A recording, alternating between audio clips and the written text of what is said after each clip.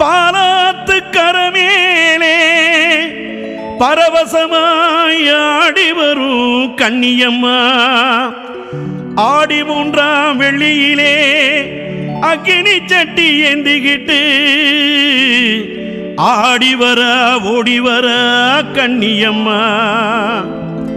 அந்த ஓளூர் பக்கத்திலே மணப்பாக்கம் கண்ணியம்மா.